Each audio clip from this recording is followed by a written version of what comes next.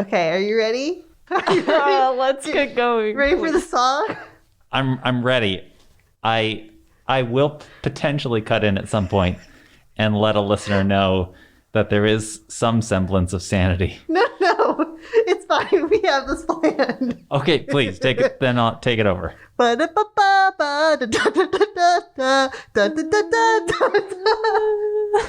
Hello and welcome to A Little Too Loud, Ferndale Area District Library podcast. I'm Erin, your host. And I'm Julia, the co-host. I'm so happy to be here in the studio. Yes, and we're joined today by Jeff from A Little Too Quiet. Oh, yes. Did you introduce this as A Little Too Loud yet? Absolutely. A Little Too Loud, a Ferndale Area District Library podcast. That's terrific. Yes, it's the official podcast. Yep. I blacked out there for a second. For all the listeners at home, Erin is wearing a certifiably perfect circle of a button that says A Little Too Loud. So true. You know, I just tried to go for the vibe, and the vibe was clearly you must wear a button today. Julia, for the record, everyone at home, is wearing a button on her shirt that says business ready, and it has overalls on it. So we all know that's the business suit. Did you also mention that you are both wearing overalls? We really, we like to make sure that we're on the same wavelength when we're really leaning into these things. So we thought yesterday, Yes. What better way to do that? A united front to go and give the listeners The best experience, we had to be wearing matching outfits. So although you can't see, imagine in your mind. mind's eye. We are like the same person right now. Yes, one mind, two pairs of overalls. Yes. No, Jeff, we know you don't have a button. No, I don't. No. So we thought it'd be really great to make sure that you were included. Oh, thank you. You're welcome. So we each made you one. I want you to guess who made which one, though. Yeah. Okay. So don't look when we're. Yes, we're going to describe them for our viewers. Okay, so apparently I'll be closing my eyes. Yes, just give us a second here. Please do. So, Everything you're hearing is happening, I assure you. Yes. One of these buttons is made of paper, and it's a beautiful round circle, and it says #1 pod host. The other one is metal. It's got one of those plastic mylar sheets on top, and it says yes and. So They're here both you go. great circles. So wait, You can look now. Since you described them, I can look now. You can look, but you don't know which one of us made which. Clearly. They were both made with love and great intent. Truly they were. I should note, listeners at home, Erin did do the whole Princess Bride trick where she moved the buttons around as to suggest which button came from which host, clearly placing the one that she made farther away from her and placing the one that Julia made farther. Or did I know you would think that? And I put the poison into my own chalice. Okay, so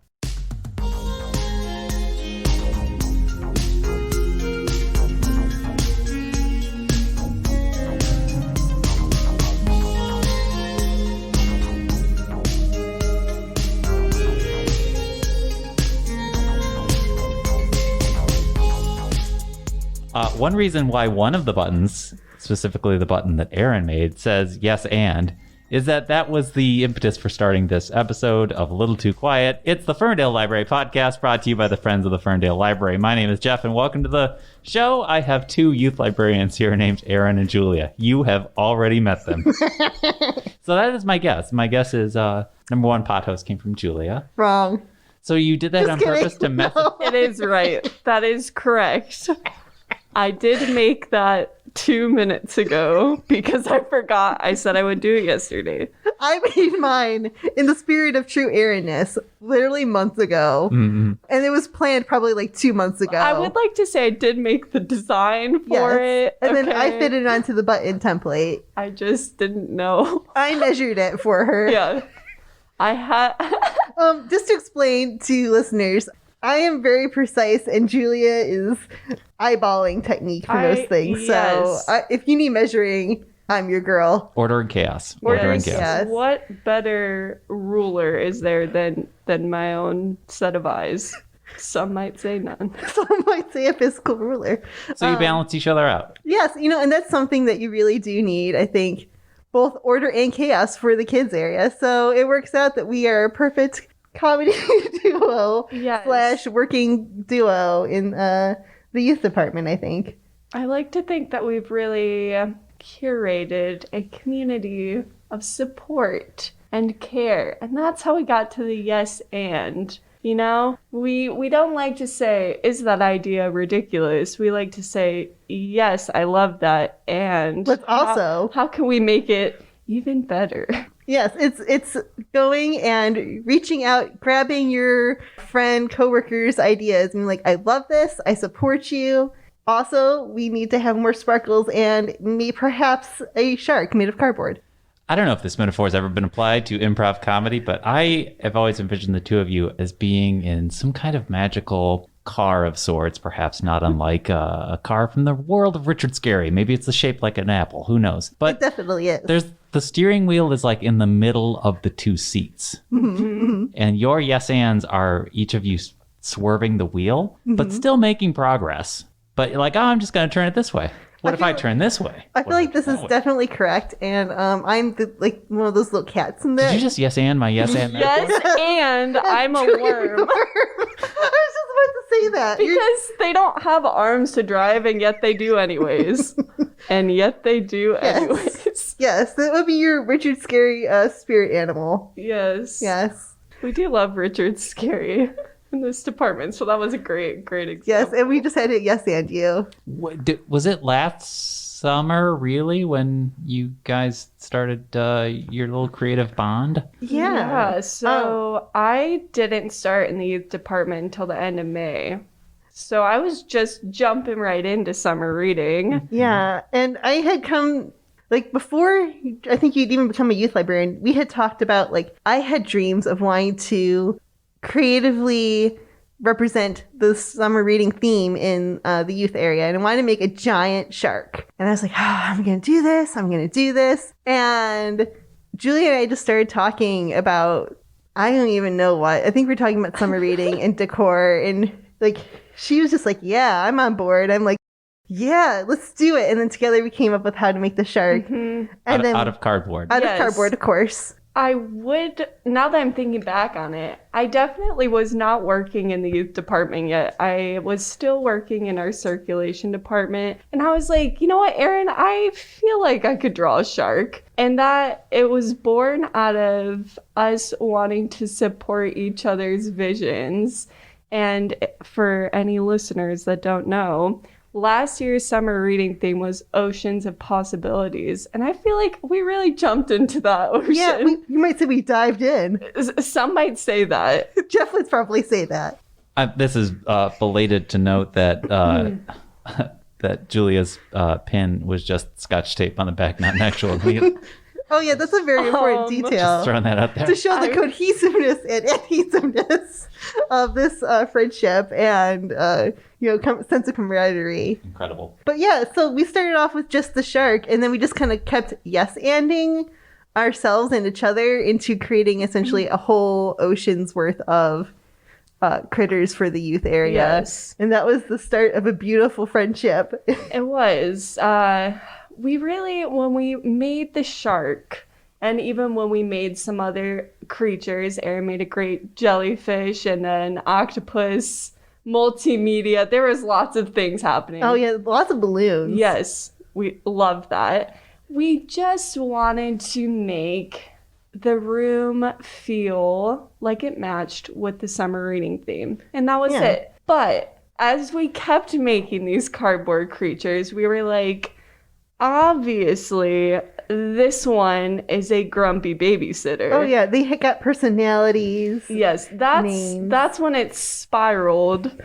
Which one was a grumpy babysitter? The eel. Yeah, the eel. It was a bit of a curmudgeon, but it loved to secretly deep down look after the neighborhood children from afar and make sure that they all safely got to swim school. Looked after them if a parent was still working and they needed a little bit of extra, support. Yeah. Even the curmudgeon characters are all about working together and working for the community, much like all of our Fern Forest fall/spring characters that we've created. Yeah. So the eel's grumpy because it probably doesn't get enough rest. I think it's just because it's old and that's just who he is. And I think it's Old, okay to be grumpy. a curmudgeon. But have so much Love. care Yeah. and love in your heart. Yeah, you can be both. You can be These both. are very deep characters. Yes, they've got a lot of depth. They've got character arcs. It's flat cardboard, but the characters are not flat. No. The characters are flat, but the personality is deep. Very rounded. The ocean characters have depth. Yeah. Absolutely, they do, Jeff. I would imagine that the eel would always be charged up. No. You would imagine that, but that was No, bad not the joke. case. So I didn't It get was shocking how bad that was. Thank you. Okay, great. And Oh, then my spleen. I think we're going to get at least 2 more of those. So the shark was named Bruce, Yes. and there was a narwhal. I think. The narwhal was part of our Arctic display. Oh Yep. boy. Yep, Del. Wow. Yep. He was a male person. I don't know. Here's a fun fact for all of our listeners. Did you know that he was actually delivering letters between Bobby the bear from our fall display and also our polar bear in the Arctic winter display? Yeah. Yeah. All and the universes are connected. it is one big world. Yeah. So, yes, we started with a theme-based vision. Oceans. Oceans. Oceans. We're like, love it. Let's make fish. Let's great. make sea anemones. Lots of different things. But then when it got to fall, it felt like It was very sad because we felt like we were losing something magical and special. I didn't even want to move the characters up to the scary attic. I love the attic. I was worried they were gonna get scared up there in the dark all alone. I was just up in the attic actually Are yesterday, they okay? and they're okay. Okay. Yeah, they Although are. the school bus is looking a little sad. It's been through 2 seasons. It has. It's had a rough That life. was for the swim school. Then we rebranded School of it Fish. for Fern Forest Area District School. Just because I'm obsessed with dissecting your logic, both of you. There's a lot of logic to dissect. Ocean, Yes. water, Yep. summer, school bus. People need to go and School, learn. not usually something that's happening during the Swim summer. school. Swim school. They're Terre- learning to swim. Buses are notoriously terrestrial. Ocean's got floors. Don't you remember Magic School Bus? Because that bus went to the ocean for sure. Also, lots of kids learn how to swim over the summer. Why can't lots of schools of fish learn how to swim over the summer, Jeff? Okay, so there's oceans, Yes. fish. Yes. Great. And then we get this bittersweet feeling when fall Yes. arrives, and So- we're not sure what to do. I go and I see Julia is just so sad to lose I'm crying at my desk. tears constantly. And I'm like, okay, I wonder if we could just keep this going. So Not the tears, we but well, I don't know. the decorations. So anyway, we go and I'm like, okay, we convince somehow the rest of the department that we should just have ongoing seasonal displays because it makes the room feel just so inclusive and it makes it feel very homey and comforting and welcoming and all the things you want in a library. Fun. Playful, fun. It's a kid's corner. Also gives something for our very spazzy hands to do when we just need to have a project. Also, So- all libraries can relate to the fact that we receive a lot of boxes, Yes. lots of deliveries, and sometimes we don't throw them away because we never know what we'll do with them. Exactly. Now you can create sharks and whatnot. Exactly. I have a whole organized system for storing pieces of cardboard by size. Does Julia have a system? Her system is It's a pile. it's a pile. It's a mountain.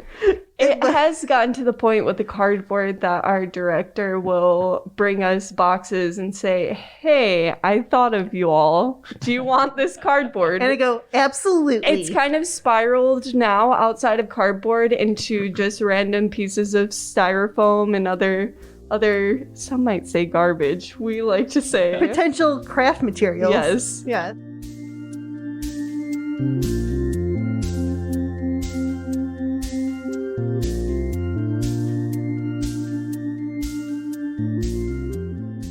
yeah, so we decided to keep the fun rolling, and then we decided to create Fern Forest, the utopia society that we all wish existed in real life.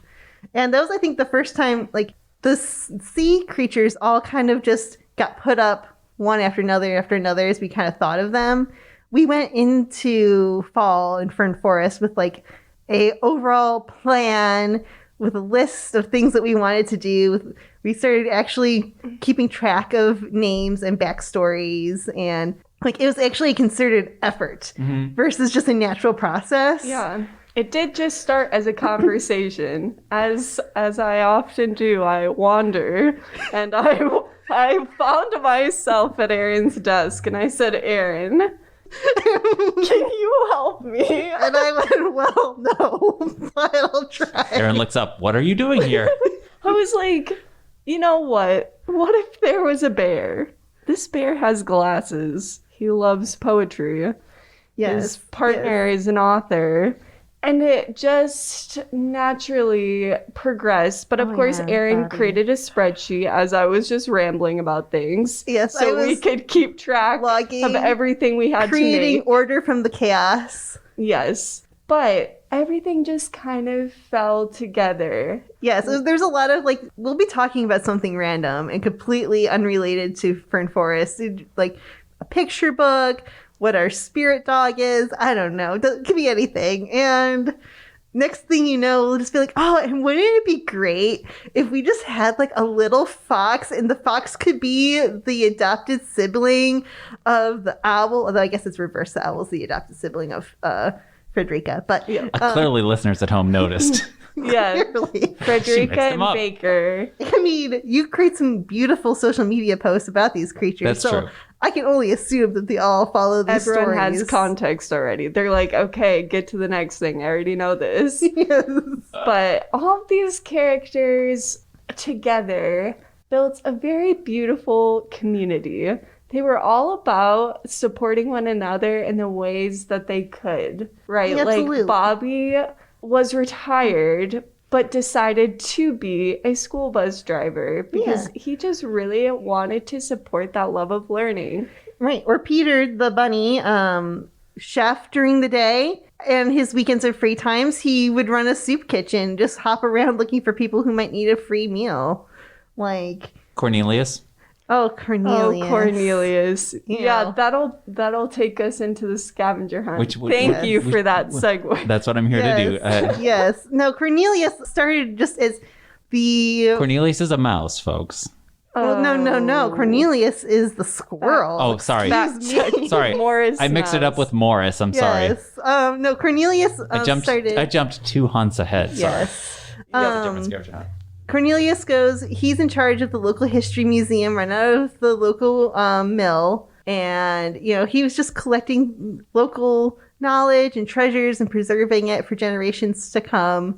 And it got to the point where we all loved Cornelius so much that he decided that, of course, to have a scavenger hunt for some lost things needed for his art exhibit in the city. We needed the help of our patrons to find the objects that Cornelius had misplaced throughout the kids' room in order to have an exhibit opening. We really needed the gallery to have art inspired by all the different objects in Fern Forest that were scattered about. Yes, and this is a great example of yes-anding because it started off as just we've got a squirrel who's pretty cute, into... hey, there's a tiny art exhibit coming up for the library. Wouldn't it be fun if we could do this and then this? And there's a scavenger hunt. And then we turn those scavenger hunt things into pictures. They end up in a tiny museum for the tiny art exhibit. A diorama. Yes. It's essentially, well, I don't know. Diorama makes it seem small. But it's so large. It's large in our hearts. Large in our hearts. It even got to the point that a plaque was made to commemorate this museum. We just love to constantly be thinking of ways to make it more immersive. Yes. I don't know if you knew, did you know that Cornelius the squirrel wrote a letter to the creator of the plaque? I did not know this. Yes, another yes and moment. Cornelius, with the help of his museum aide Aaron, went and typed up a beautiful letter, and we sent it to the person who created the awesome plaque for us, thanking them and inviting them to the art gallery opening. Did they come? I don't know that they were there. That's okay. It was a loved exhibit. What did Cornelius think of the person not being there? Was Cornelius Crushed. Is Cornelius temperamental? No. Cornelius was very understanding. Very understanding. Sometimes schedules just don't allow. You have previous commitments. There's things going on in your life. Cornelius understands this stuff because he's very patient and kind. Who is the nicest creature you've ever created? Bobby. Who is Bobby? Okay. Who is the coolest creature you've ever created? I'm thinking Arctic. I would say maybe the coolest one. We should specify that Arctic is a sentient ocean, I think. And it was a great pun on Julia's part. Also, side note, Yes. They created an ocean that is sentient. It's hard to say who the coolest character was in the Arctic. One would say the snowflakes were pretty cool, and perhaps they embodied their own character. Staff made snowflakes. Those were great. Yes, I feel like they all had their own personality and thus represented a character in my heart. Who is the most emotionally fragile character you've ever created? I would say that's probably Who should I be Baker. sensitive around? Baker is very sensitive. Baker the owl. Yes, that's why he's got his big sister around to help him out. He's young, he's unsure about the world still. He makes mistakes, he's a little chaotic and messy and impulsive. And Freak is like the level-headed, responsible one. Who... Some might say it's a projection of the two of us. No, some might say. Which I don't know that I entirely realized at the time we were creating this. Yeah, and I love that as a department. Perhaps we're placing little pieces of ourselves into each of these cardboard you should creatures. always put a little bit of yourself in your art, I think. Yes. So this makes a lot of sense to me. Yeah. So you created characters in a forest, and now they have gone through 2 or 3 seasons now. Right, so... Oh, go ahead. They were in the summertime. Yeah. Oh, I'm sorry, they were in the ocean. They were in the fall. The fall. So For the winter, we introduced a new cast of characters. So our Fern Forest friends got to rest for a little bit. Hibernated. They hibernated, yes. And now that it's spring, they've reemerged. They're back. They've got their spring gear on. We've got some rain boots. We've got some nice floral accents. There's a nice windmill. There's a good picnic going on. They're selling flowers. They're just so joyful to be out into the world once more. Gardening, composting. Yes, exactly. Yes, exactly. They're working on the community garden as we head into summer. Yes. Our theme is all together now. And we're going to have a very community garden based theme. We're already starting to think on that. Yeah. We're just like, oh, wouldn't this be great? Wouldn't that be great? There's parts of it Julia just hates that we're doing. Paper chains. Paper chains. I cannot stand them. But you don't like the paper chains. You also don't like hanging things above the computers. And they're going to be hanging above the computers. And we'll have to figure out how to trick Jeff into thinking it's a great job and that Jeff should do it. Yes, all together now. Jeff, please hang these all paper together, chains. Jeff, come on. This is your part. I'll film. I'll do the filming. You can hang up the stuff. But the Fern Forest friends, so much alliteration, are planting the seeds that'll bring us into summer. Exactly. And their flourishing garden that they'll use to support their community. We should say that before the spring decor went up, and that's what we've casually referred to it as spring decor, fall decor. Yes, even though seasonal. it's seasonal scenes. Yes. Yeah, they very much are like whole scenes of a community, I think. Yeah. I was forewarned by Aaron that we were going to be getting dark. Oh, yes. Well. And scary and perilous. Well, of course, because what is life without drama? And a little bit of, a thunderstorm rolling in towards the picnic. Which is the cutest thunderstorm in the history of...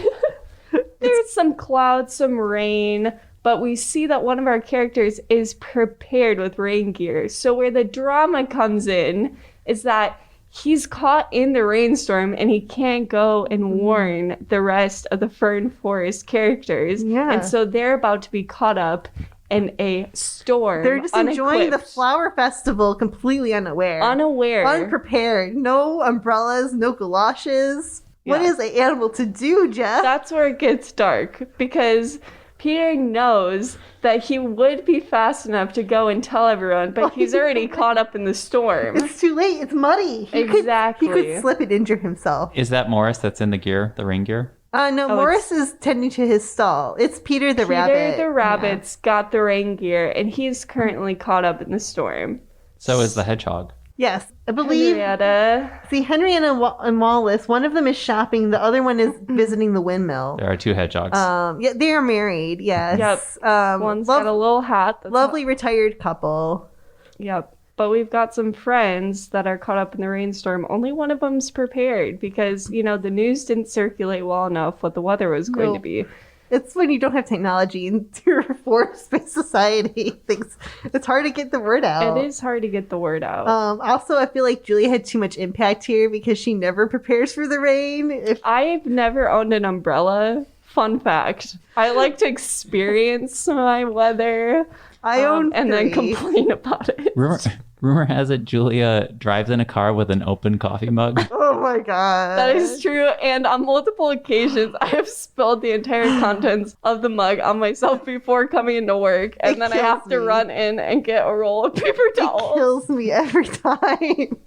Every time I see that she actually has a lid on a cup because it's like come from some sort of coffee shop, it actually genuinely surprises me. I'm like, whoa, is that a lid? But at some coffee shops, they don't put the lid on for you. And in that case, I'll choose not to get the lid. And then I will probably spill it. Another reason why, if we were ever to go on our imaginary road trip, Julia, we're driving my car. Because there would be no lidless beverages.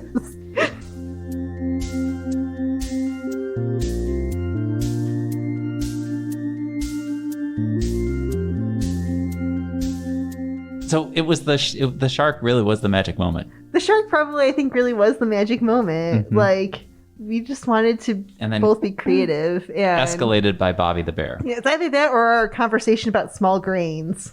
Please. Yeah, I think that really sparked. I think we figured out we had the same sense of humor at that moment. And it just kept escalating over weeks. Yes. And weeks. I had witnessed Aaron eating quinoa. Quinoa. It was quinoa. I was gonna making a mess of myself. I know. It was terrible. Yeah. I think this is before we even started really working together in the same department. And I was like, wow, if only we could come up with an experiment where we could figure out how many small grains people are dropping when they're eating them. Right, because like, is it the grain? Is it the person? There's only one way to find out. Is it the spoon or fork? Is it the plate or bowl? Yeah. Is it the weather? So we devised a very elaborate set of experiments, which I think was great for both of us because it had the improv moments that Julia wanted and then the structured science that I enjoy. And we were like, okay, we're going to test this with various grains, different categories and groups of people. We're going to get some funding. Oh, yeah. Yeah. We're going to write a grant. Absolutely. Yes. It's going to be, the biggest research project. Everyone's going to be paying attention in like Science Journal magazine, whatever. We're gonna get back to these scientific experiments that they devised. If I could just sneak this in, it is interesting that given that your order, but Julia's chaos, I would have thought she would have been against the grains. That's a good one. I'll give you that. Okay, so did you have a hypothesis that you were working toward? I don't know that we wanted to go and create a hypothesis until we had some data. Do you know what's a phrase I remember from my science classes? Sure, go ahead. I'm not making a pun. Oh. This is just a shout out to the eyeballers out there. It's called guess and check. Guess and check. No. We we were first trying to establish some baselines before anything else because we had to see if this was just an Aaron problem with grains. I think it might have been that in reality, but You don't know until you do the No. scientific research. And the study, unfortunately, never took off. We're still trying. We're going to bring it back. But that really started. We've turned our attentions elsewhere. Yeah, because it went from that into throwing bugs to, and Bruce was in there. Throwing bugs? I think my first story time I ever did. You threw bugs at kids? I did a bug themed story time. Yeah, and Julia was nervous. I was nervous because it was my first story time. So I think I suggested something along the lines of, you know what, if they're misbehaving, just take the plastic bugs and like throw them at the kids. It'll get them away. I didn't do that. Disclaimer, please do not actually throw bugs at children, and I would never do that in a story time. Disclaimer, yes. The library does not support throwing bugs at children, nor do the librarians do that. However, Erin did find plastic bugs and throw them at me. I did. And I also put them all over her desk when she was I around. still have a praying mantis in my tape dispenser. I noticed because I changed the date on your calendar. She keeps me up to date. She doesn't change. She's got a calendar you're supposed to I keep swap out thinking the that number. I'm just changing it and not remembering. She never changes the date. And it bothers me. I'm still in January, so thank you, Erin, for helping me with that. You're welcome. Listeners should know we recorded this in late March. So you're like a helpful prankster. You know, I think that truly is. Yes, that's why I'm a poodle. Yes. You're spirit dogs. We did choose dogs that we felt represented each other well. Yes. In case you were wondering, because I know you are. Poodle. I'm a poodle. It was decided, and then Julia is it's a King Charles Cavalier Spaniel. Wow. I put a lot of thought into it. There was a whole paragraph of Because by Julia's rules that she claims she did not make, I don't make the rules. she here. just enforces them, but only not on herself. You can't pick your own spirit animal, right? It has to be assigned to you. So I was assigned to assign her the spirit animal. And I put a lot of thought into this. And because, like, the spaniel, it just wants to chill. It's like kind of like a little bit like more like, hey, let's just go with the vibe. Still friendly, still cool, still good for fun, but A real guesser and checker. a real chill dog. And like, this is Julia as a dog. Yes, and I was like, you know what? I couldn't have picked a better one myself. Yeah. We've also assigned ourselves and each other like inanimate objects. I don't know how we get into these things, but I think it's just a yes and that is just very small scale. Because like, oh, you know what this dog looks like? Yes, and then you could be this, and yes, and so-and-so would be that. Like, Yep. As purchaser of picture books, I often will find a picture book in my hand and say, look at all these characters. This one is my coworker. Which one am I? and then she's like, Erin, look at these dogs. I'm like, oh, look, there's you. There's me. We are, in fact, picture book animals at like 90% of our waking time. Yeah. Yeah. So will it ever get to be a little meta in Fern Forest? Will they ever be going to the Fern Forest Library? I mean, we have established that there's a Fern Forest area district school. Okay. So there's always a possibility that there's a Fern Forest area district library. Or are we constantly always standing within the Fern Forest Library by standing in the kids' corner itself? I don't know that they are aware of this, because if that was the case, they would have found their own scavenger hunt items. So I can only imagine that their world consists of the top of those bookshelves and above. I would kind of love them to do the scavenger hunt, and they can each get little pins that they've We done. should make them pins. Yes. Which brings us to the second scavenger hunt, which just started. It's currently going on. The one that features Cornelius the Mouse. Jeff, Oh my gosh. Jeff, you know that it is Morris Mouse. You are Let just the record show. It is Morris trying Mouse. to mislead and misinform our listeners. I'm a little too loud. How could you? Morris Mouse is gardening, and all of his tools have gotten up and walked away.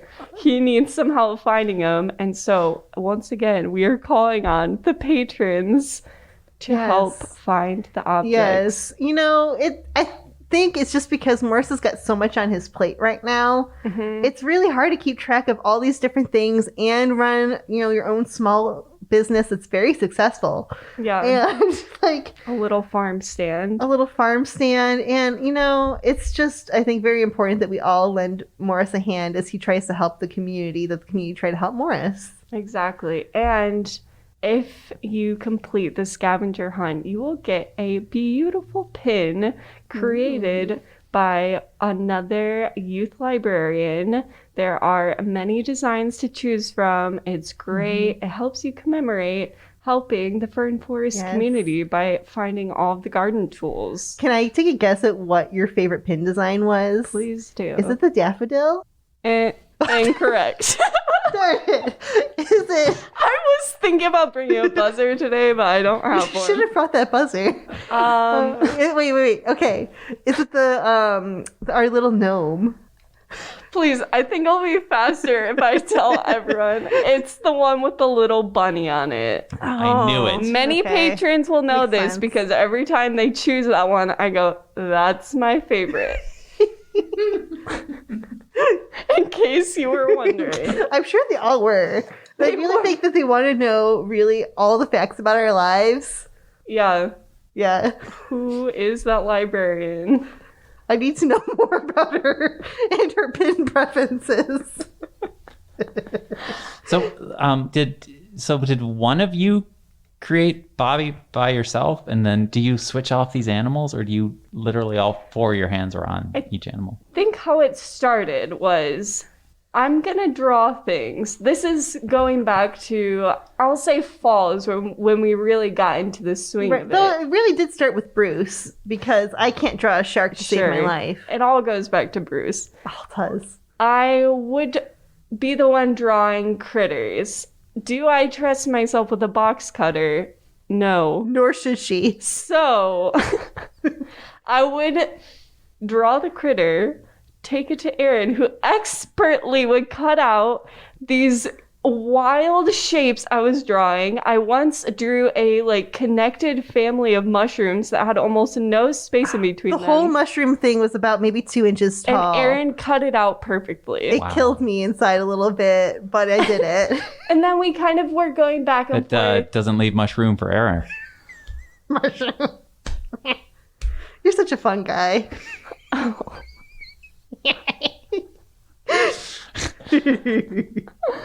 We kind of went back and forth about who would cover the cardboard with construction paper. Yeah. And then it would go to final detailing. Yes. When we add, the accessories, the facial expressions. Couldn't trust Julie with scissors either, so I had to do all the construction paper. And she did all the drawing stuff.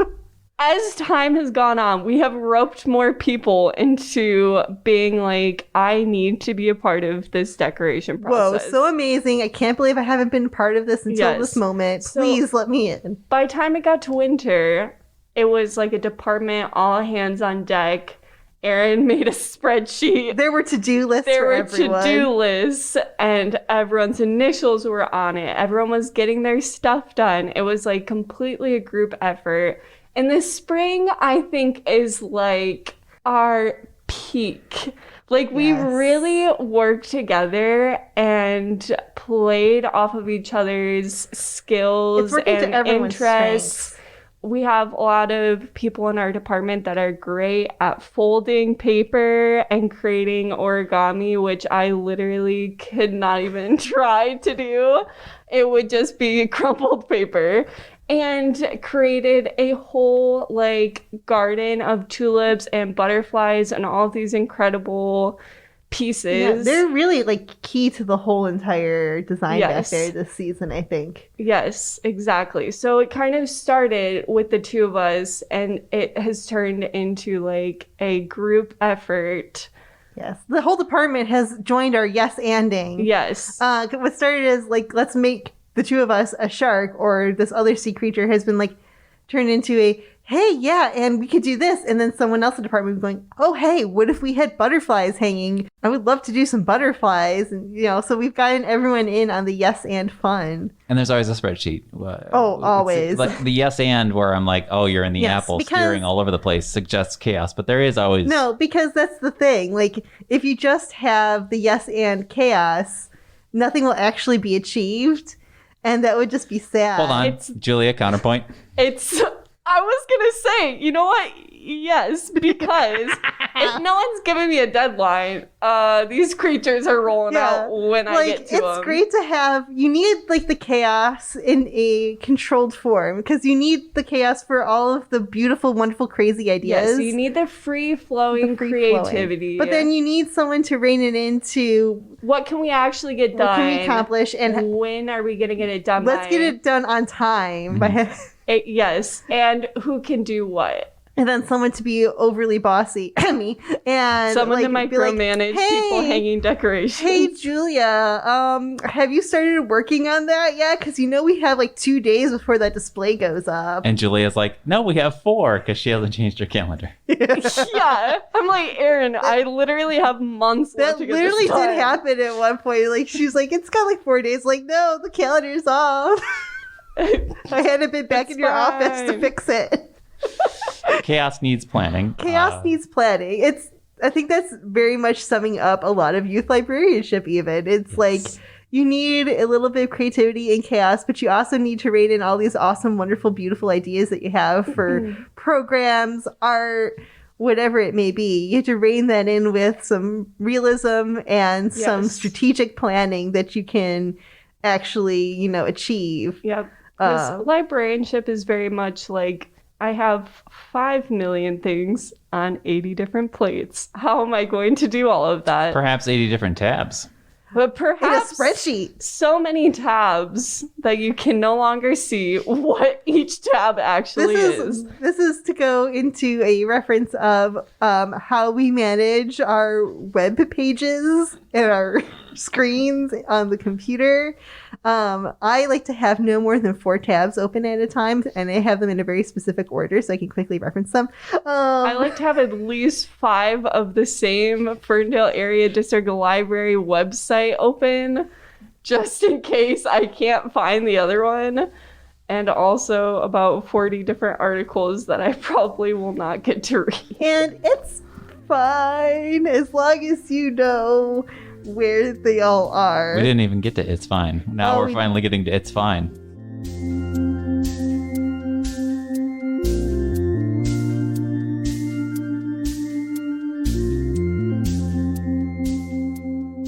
Yeah, that's another thing. It's fine. It's fine.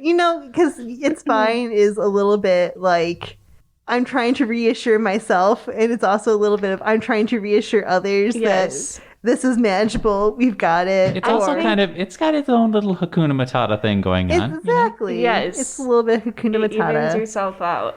But I think that brings me into a time, and this will happen to all. Okay, you'll fail. This will happen to all. It is prophesized. Not if I spreadsheeted enough. Even Erin. Even Erin, because we were working on a YA display. We really wanted to have it be about comics and graphic novels that we wanted to feature. We had a beautiful plan for it. A plan. I measured that cardboard so perfectly. It was perfectly. going to turn a shelf into different panels, like a comic book page. Yes. Erin had measured the shelves to an exact measurement. It was within less than a quarter of an inch. It was spot on measuring. I had cut the straightest pieces of cardboard I had ever seen. It was a work of art. Expertly with paper, and by the time we went to put the display up, it completely fell apart. It was just to go to show the hubris of man. And cardboard. Yes. I think the problem was actually not even us. It was the adhesive. I had left to go get more sticky tack because we were told no tape on the shelves. Apparently that could ruin things. Apparently that could ruin the shelves. I mean, for the sake of a display, though. It's for art. I think it's fine. I went to get more sticky tack. I came back, Erin is sitting with her head in her hands, and Simon at the reference desk was like, uh-oh, I heard a big crash. So, cut away. The second Julia walked away and was with that, like outside of ear reach, I'm just like there trying to keep everything up. I look away for a second because someone had asked me a question, and I just hear, and I look, and the whole thing is just collapsed on me. So what this goes to show is sometimes you plan too much and it fails because of that and that alone. I don't know if it's planning too much. I think it was, you can plan all you want, but sometimes there are things outside of your control. And you know what we did?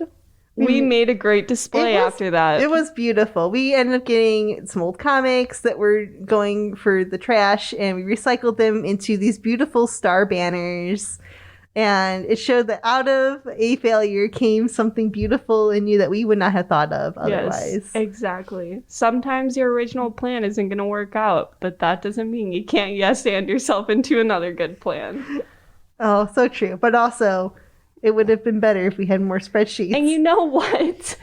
We still reused that cardboard for the spring display that Erin had cut. Yeah, nothing was wasted. We did not get rid of it even after it fell apart. Nope. It was a little bit of a reminder to myself to always think about your adhesive properties of sticky tack. Did you just suggest a minute ago that the cardboard would not have fallen over if you'd only had more spreadsheets? Yes. And also, if I hadn't walked away, perhaps the display would still be standing. I like to imagine that this is a very Laurel Hardy situation that apparently Julia was supposed to be holding it up or something. Yes. She literally was in charge of holding up the upper half of it.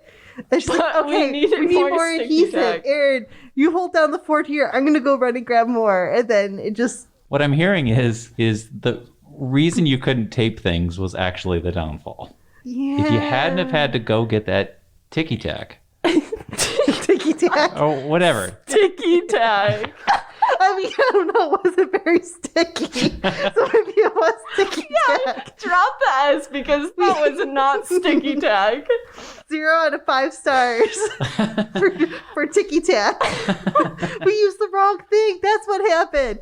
Oh, I grabbed guys. it from the wrong container. The ticky tack was right next We used to it. the ticky tack, the sticky tack. Gosh darn it. There's an asterisk with red font in the spreadsheet. Don't use ticky tack. If we'd only looked at the special spreadsheet, we would have known. Yeah, this display didn't have a spreadsheet, so I will also lean into Erin's reasoning that maybe that's why it fell apart. Yeah, see, if we'd had better planning with more spreadsheets, the world could have been saved, but alas. But you know what? It's fine. The people still loved the display. We got to feature some great graphic novels and comic books. Yeah, I'm really, really happy with how it ended up turning out in the end. We just had a sad moment where we walked back into the kids' corner with armfuls of cardboard. And looks of defeat upon our face. We literally, I don't think we even talked about what to do next for a good 10, 20 minutes. I don't think we even talked to each other for the rest of the day. We just needed to mourn in silence and peace. Because we were just this was the first display. But that was in the past. You're doing great now. Yes, that was our first defeat. It was our first defeat, and it was the first display we had actually worked on to do together with all these as a book display, not a decoration for the room.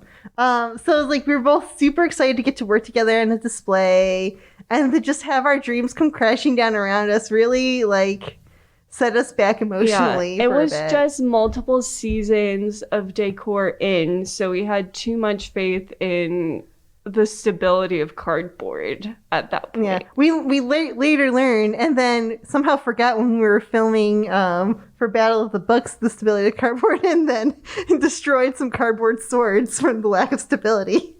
So clearly we forgot that lesson all over again. Yeah. But you live and you learn, and then you forget, and then you learn it again.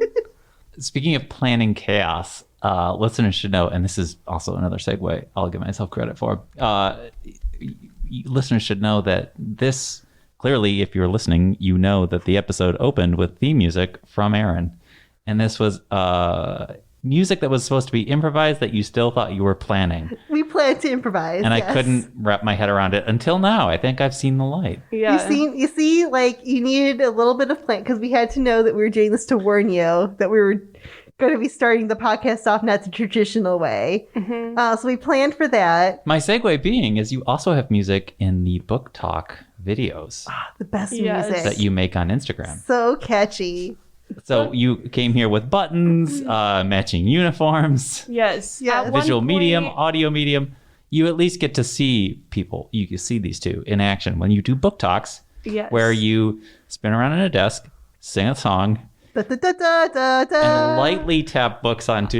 It's become more aggressive. I'm worried about damaging a book. Julia's has become more aggressive. I don't know about what she's doing over there. So- It's let's sing it with me, Aaron. Da, da, da, da, da, da, and then boom, boom. Yeah. Yes. We should And then have you brought talk props. about the books you're reading. Exactly. We wanted something that like really invoked a sportsy, newscastery kind of a vibe, Sure. but it was short and sweet, and then had a lot of like oomph and set the tone. Yeah. The because- algorithm loves videos and it loves short videos. And so we Yes. thought, let's try our best. Also, we do sometimes go very long with actually talking 59 about the books. Like, it's like, oh my gosh, we only have 90 seconds and we want to talk about like 2 books. We need a short intro, but we want something very consistent from week to week. By the way, check it out on Instagram. That's it's right. great. And we also have our, you can Yes. see our matching outfits because we filmed it today. The Ferndale Library's teen Instagram page Yes. features weekly book talk segments We have special. brought to you by the News Network. Yes, the News Network for all of your generic news. TNN. TNN. And it's a great segment. It's been really fun to get to collaborate on it together. And it's become to the point like, I don't want to do it without Julia. She's not in for the day. We'll have to reschedule. Yep, when I went out of town, we just filmed 2 weeks of book talks and scheduled the posts. And these are unscripted, These are, at least as far as Julia knows. Yeah, Aaron's actually there's- written a whole script there that is, in accounts for fact. me going off script. there's in the script that Julia goes off script. But no, like we have a very specific, there's a formula. Yes. Like we always spin around. One of us is talking about a book, so the other person will do the introduction first. Say, hi, my name is Erin. Julia says, hey, I'm Julia. And then That's how we started unless the I podcast. forget my name, which I've done before. she did forget her name once. Not like I didn't know my name. I just forgot to introduce myself. She froze up under the pressures of stardom. It happens. But yeah, like we always do intro. Then whoever introed first introduces, it's like, hey, what you reading? And then Yeah, we go into a little book talk. we always switch over to our, news Outside correspondence. Yes, we have sports, weather. We're able Traffic. to feature library workers in all different departments talking about a YA book. And it's just been such a delight to collaborate with people. And we never ask people prior to when we're already No, filming. It's And- always in the middle of filming. We're like, hey, Roddy, do you want to come over here and like be a weather person? Because we need someone to go and do that. And everyone just does an expert job. They It's really just- rise to the challenge that we've put in even front though of it's them. like we film immediately when we get here in the morning. So it's asking Yeah. a lot of people. Yeah, because we did commandeer the adult services desk, perhaps without 100% asking, because it doesn't have plexi in the backside, and that makes for better video. So, and you need a professional sportscaster desk if you're going to do the news. So yeah, we have just kind of stolen their desk, and we do it first thing before we really get in their way. And we do these very first things when we're both still kind of sleepy, and we know that our correspondents are still sleepy and maybe too tired to think about saying no. Yeah. You gotta ask people a lot of questions when they're still waking up. They love that. It's, a great way to start the day for everyone. I started every day just texting Julia, hey, Julia, are you awake? What are you wearing today? We had to ensure coordination. I might have made sure to align the outfits. It kind of, when Erin texted me, it kind of felt like she was reminding me, don't forget, we said we were going to wear the same outfit. You did forget it was book talk day. So I did. I was like, uh-oh, I better go find a book when I get there. So in addition to being Julia's calendar, I'm also really great at giving planner? reminders like a PDA. That might be my real true inanimate object that I am. It's not you're even right. a protractor. A Palm Pilot? It's a Palm Pilot. The one's got like the public game on it because that was my favorite. So if you get to be a Palm Pilot, should we reveal on mic what Julia is as far as an inanimate object? Did we decide what that was? Yes. Drum did. roll, please. You asked for a drum roll. What kind of drum was I didn't that? want to beat on the table, Julia. This is Why not? I was going sound to add good. it in post, but we'll just keep that. Yeah. yeah. What's wrong It with my is drum one rolling? of those very wiggly, inflatable Cars. Used Used car sale. I'm a used car salesman. They're like those little two figures that go and wave about in the wind. Yeah, that Usually- would be outside of a car dealership. Yes. Yes. I'm not a car, nor have I ever posed as a car salesman. What if you were a car, though? I would love You'd to be see an it. Apple car. I was 'Cause you're driven the by a worm. worm. Because I'm a worm. That seems kind of rude to say. I can say that, but I don't That know seems how I very- feel about that you seems all very calling me a worm. humorous. Just following the rules of humor. That's a callback. That's a classic callback.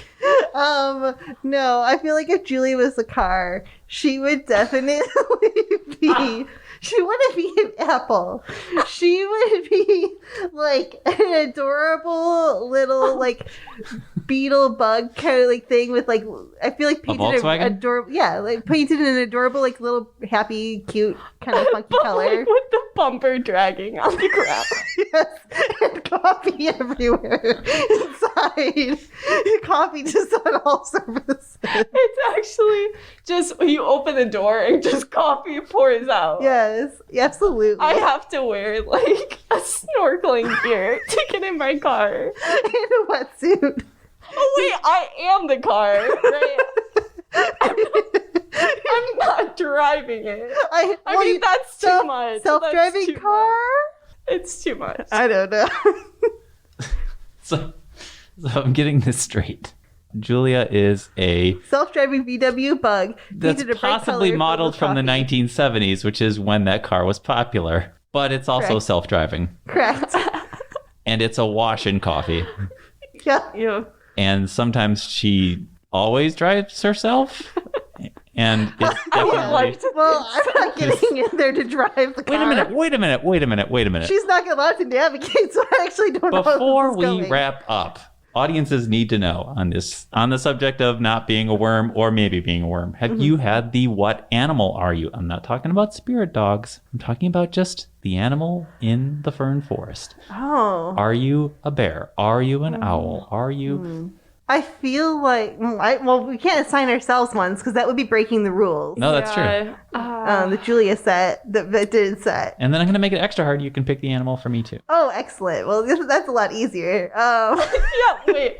We do need to confirm this. No, I think she just both shut out. Okay, and it'll probably be the same thing.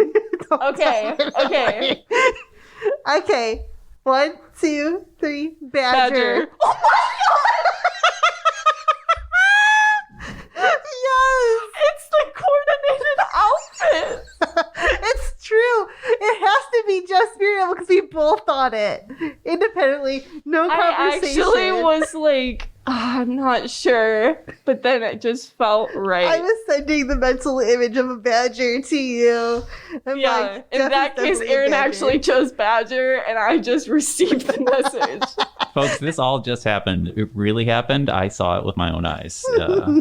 And also fitting because, Wind in the Willows, one of my favorite books, Badger, favorite character. So Oh man, we nailed perfect. it. Perfect. Wow, I Whoa. love that for us. Oh, Mr. I do Badger. too. I feel like you could be a good hedgehog. Or Yeah. like, I don't know. I imagine that you're just like a forest animal who likes to just go and kind of like chills all day. I feel like if it was the jungle, you would be a sloth because like your running is the same as a sloth's running. I do often walk very normal pace, kind of slow, some might say. And I go, Aaron, I'm running as fast as I can. So definitely a jungle sloth. Okay.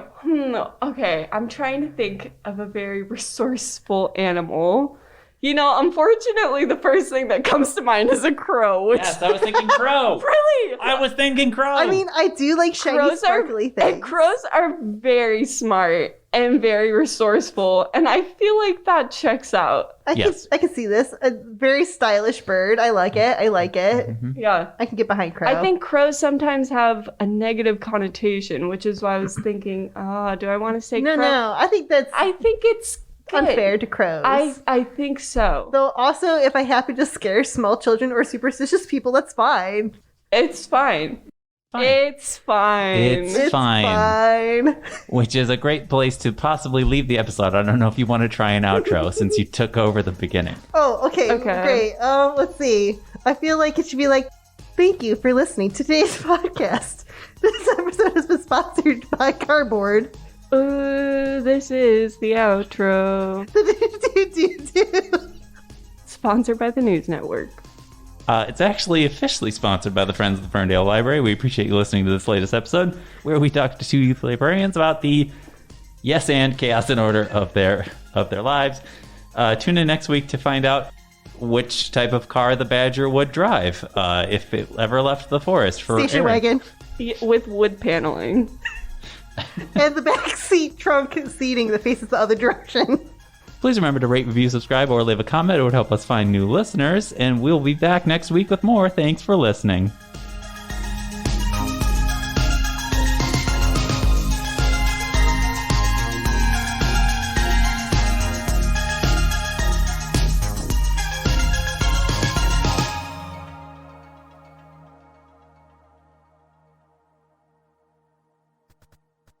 This is the outro.